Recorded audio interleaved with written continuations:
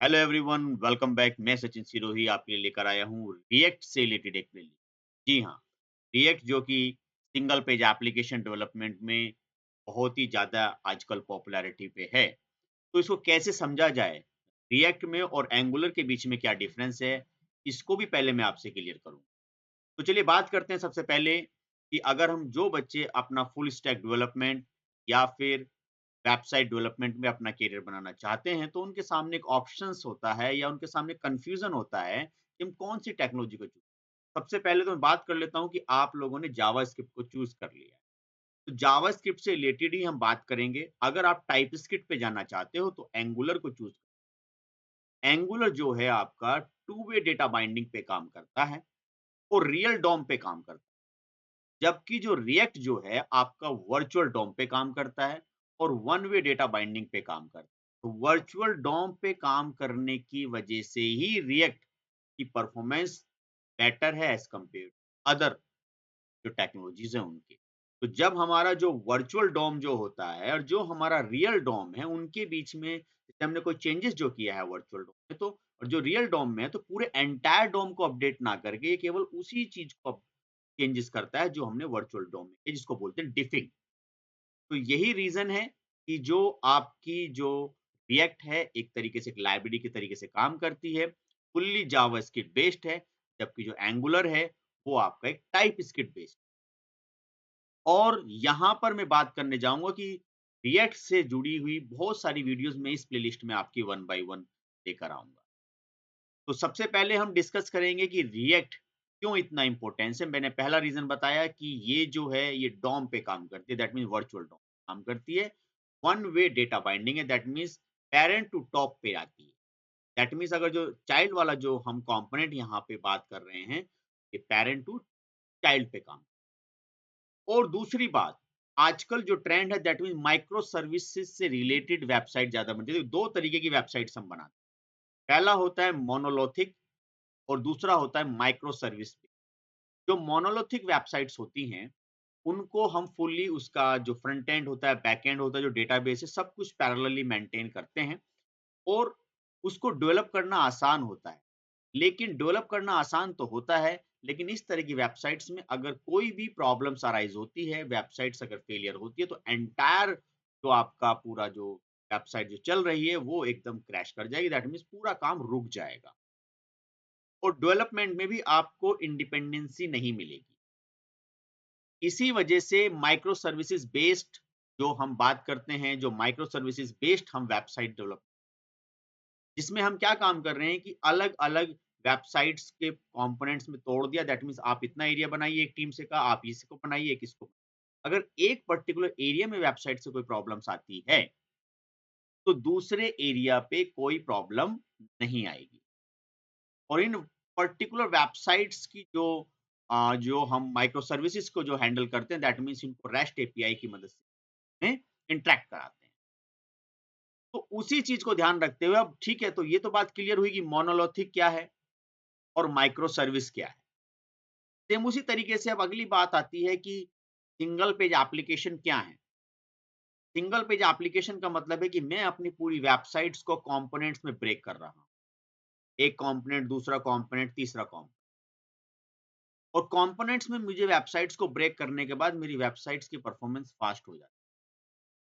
तो वेबसाइट्स की performance fast तो हो जाती है, पर उसमें मैं चूज़ क्या करूँ? एंगुलर को चूज़ करूँ या रिएक्ट को?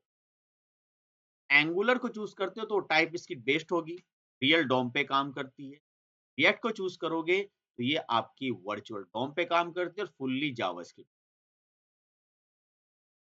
यही सबसे बड़ा रीज़न है।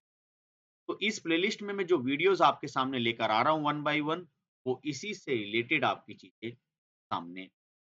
तो कंपोनेंट बेस्ड आर्किटेक्चर्स पे हम किस तरीके से काम करेंगे, वो हम अपनी इस रिएक्ट की प्लेलिस्ट में देखेंगे। तो चलिए आगे बढ़ते हैं, किस तरीके से चीज़ों को देखते हैं। वीडियो में आगे बढ़ने से पहले जो इस चैनल में नए हैं, चैनल को सब्सक्राइब कर लें ताकि उनको अपडेट्स मिलते रहें। तो पहले हमें करना क्या है कि सबसे पहले कुछ हमें एक ऐप यहाँ पर क्रिएट करनी है। अब हम यहाँ पर एक रिएक्ट की ऐप बनाने जा रहे हैं। तो रिएक्ट जो कि फेसबुक के द्वारा बनाई हुई टेक्नोलॉजी है, इसका हम किस तरीके से इस्तेमाल करेंगे और जो एंगुलर है वो गूगल के द्वारा बनाई हुई टेक्नोलॉजी। तो चलिए आगे बढ़ते हैं। तो सबसे पहले आप इस वेबसाइट्स को ओपन कर लें, गूगल पे इसका लिंक दिया हुआ है। इस तरीके से आप लिखोगे क्रिएट रिएक्ट ऐप, तो आपको यहाँ से पता मिल जाएगा कि रिएक्ट किस तरीके से आप ओपन करें। तो रिएक्ट ने यहाँ पे बहुत सही तरीके से चीज़ों को ऑर्गेनाइज़ किया हुआ है और आप देख सकते हो सबसे पहले आपको यहाँ पर मिला है दैट मीन्स एनपीएक्स। तो NPM that means node package manager और आपका एनपीएक्स दैट मीन्स जो नोड पैकेज है दैट मीन्स अब उसको हम एग्जीक्यूटेबल वे में यहाँ पर उन पैकेजेस को लाना चाहते हैं जिससे कि स्टोरेज और टाइम हमें कम लगे। तो एनपीएक्स क्रिएट रिएक्ट ऐप और आपकी ऐप का नाम, ये कमांड्स आपको यहाँ पे मिल जाएगी और इस तरीके से आप इसको मेंटेन कर सकते हो और ईज़ी तरीका ये भी होता है update to build your tool typically to counting. तो ये भी आप यहाँ पे मेंटेन कर सकते हो बट फिलहाल अभी हम इसमें नहीं जाते। अपना सिंपल सा एनपीएक्स की मदद से हम रिएक्ट की ऐप को बनाते हैं और रिएक्ट लाइब्रेरी क्यों है? क्योंकि इसको इस तरीके से भी इस्तेमाल किया जा सकता है जैसे एक लाइब्रेरी के तरीके से हम बूटस्ट्रैप को इस्तेमाल करते हैं। तो फिलहाल आगे बढ़ते हैं। अब करना क्या है कि आप वीएस कोड में कोई इस तरीके से एक फ़ोल्डर यहाँ पे बना लीजिएगा। आप रिएक्ट की ऐप क्रिएट करने जा रहे हो, क्रिएट रिएक्ट ऐप और ध्यान रहे जो आप ऐप का जो नाम यहाँ पर लिखोगे दैट मीन्स वो स्मॉल केसेस में आप लिखोगे। तो मैंने यहाँ पे लिख दिया ई-कॉमर्स। आप कोई भी नाम यहाँ पे चूज़ कर सकते हो, तो मैंने यहाँ पर ई-कॉमर्स दिया और एंटर कर दिया। अब ये कुछ टाइम लेंगे, चीज़ों को क्रिएट करने पर थोड़ा-सा टाइम लगेगा। अब हम इतने इतना आप वेट करें, ये डिपेंड करता है आपकी इंटरनेट कनेक्टिविटी पे या फिर आपके सिस्टम कैपेसिटी। देखिए यहाँ पे पैकेजेस इंस्टॉलेशन होने स्टार्ट हो गए हैं आपके। ये देखिए हमारी यहाँ पे सक्सेसफुली एक रिएक्ट की ऐप क्रिएट हो चुकी है, तो कैसे पता चलेगा? आप लेफ्ट हैंड साइड पर यहाँ पर देख सकते हो। यहाँ पर एक प्रॉपर तरीके से एक हमारा एक पूरा का पूरा स्ट्रक्चर तैयार कर दिया गया है, जिसके अंदर बहुत सारी फाइलें हमें यहाँ पर मिलेंगी। सबसे पहले हमें करना क्या है कि हम इस ऐप को चलाकर देखते हैं। आपको करना क्या है? आपको सीडी करने के बाद दैट मीन्स चेंज डायरेक्टरी और अपने फ़ोल्डर का नाम, जो आपका फ़ोल्डर है, ये हमने कर दिया। अब फ़ोल्डर चेंज करने के बाद क्या करेंगे हम लोग? देखिए यहाँ पर हम आ चुके हैं। तो सबसे पहले हम इस ऐप को चलाकर देखेंगे तो एनपीएम स्टार्ट आप यहाँ से इसे कर सकते हो। बस हम वेट करते हैं और जल्दी ही ये ऐप आपकी स्टार्ट हो जाएगी। देखिए बस हमारी जो ऐप है यहाँ पर सक्सेसफुली आपकी ओपन होने जा रही है।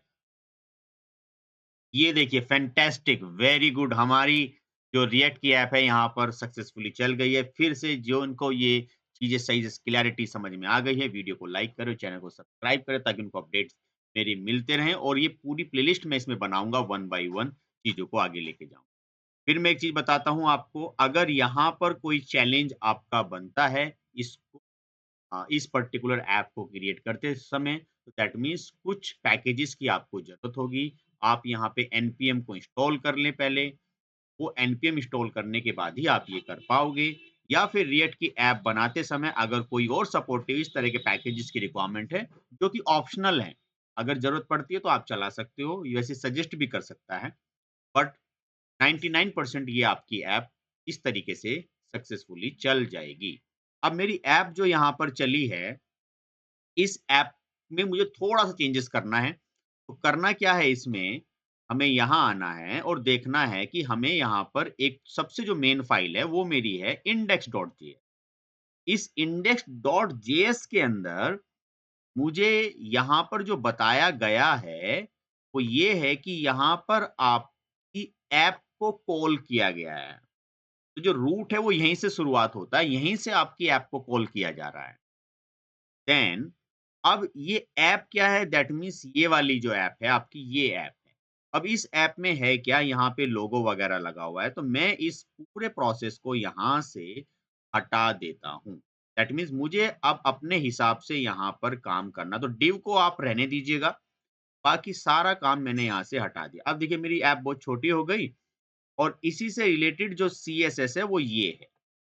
तो ये मेरे इसी ऐप की सीएसएस है और इसी ऐप की सीएसएस में अगर आपको कुछ चेंजेस करना है तो मैंने कहा इसे भी आप हटा दीजिए। अभी मैं अपने हिसाब से यहाँ पे कुछ लिखना चाहता हूँ।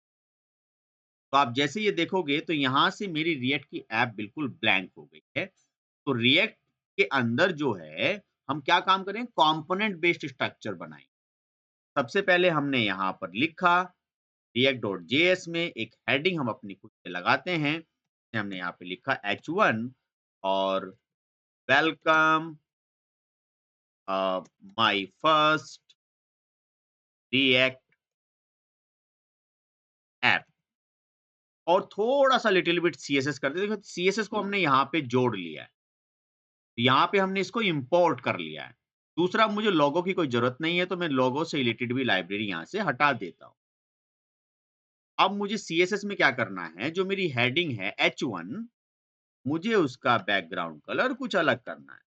मैंने कहा है कि इसका बैकग्राउंड कलर जो है वो ब्लू कर दीजिए और जो कलर है वो आप यहाँ से व्हाइट कर दीजिए। तो अब हम देखेंगे यहाँ पर वापस चलकर कि हमारी जो रिएक्ट की ऐप है वो सक्सेसफुली यहाँ पे काम कर रही है और जो इसका मैं टेक्स्ट अलाइन है यहाँ से वो मैंने क्या कर दिया, सेंटर। तो यहाँ से आपका जो इस एक पूरा स्ट्रक्चर है वो इस तरीके से मेंटेन होता है। तो सबसे पहले हमारी जो है वो मेन फाइल इंडेक्स है। इंडेक्स के अंदर हम अपने जो मेरी जो फाइल है app.js को से कॉल करते हैं। देन यहाँ से जब इसे कॉल किया मैंने, अब अगली वीडियो में आपको कुछ कंपोनेंट्स के बारे में बात करूँगा और ज़्यादा। और एक फाइल बनती है मेरी पैकेज.json जिसके अंदर जो भी डिपेंडेंसीज़ होती हैं वो यहाँ पे हमारी आती रहती है। कोई भी मैं फर्दर कोई कमांड यहाँ चलाऊँगा, कोई भी सपोर्टिव मुझे पैकेजेज़ की ज़रूरत होगी तो वो यहाँ पर आ जाएँगी हमारी बड़े अच्छे तरीके। तो ये हमारे सपोर्टिव जो भी डिपेंडेंसी से रिलेटेड फाइलें होती हैं वो यहाँ पर आती हैं। और नोड मॉड्यूल मेरे हैं ही यहाँ पर, जो भी पैकेजेस की ज़रूरत इसको होती है, रिएक्ट को उसने सारे के सारे पैकेजेस यहाँ पर सक्सेसफुली कर आ गई है। इस तरीके से हमारी बहुत ही शानदार और यहाँ पर हमने रिएक्ट की ऐप बना के उसके अंदर थोड़ा-सा लिटिल बिट ये वर्क करके देख लिया। तो वीडियो आपको कैसी लगी मुझे कमेंट सेक्शन में बताइएगा। आगे इसी प्लेलिस्ट में आपको और भी बहुत सारी वीडियो भी मिलेंगी। तो आज के लिए इतना ही रखते हैं। Thank you very much for watching this.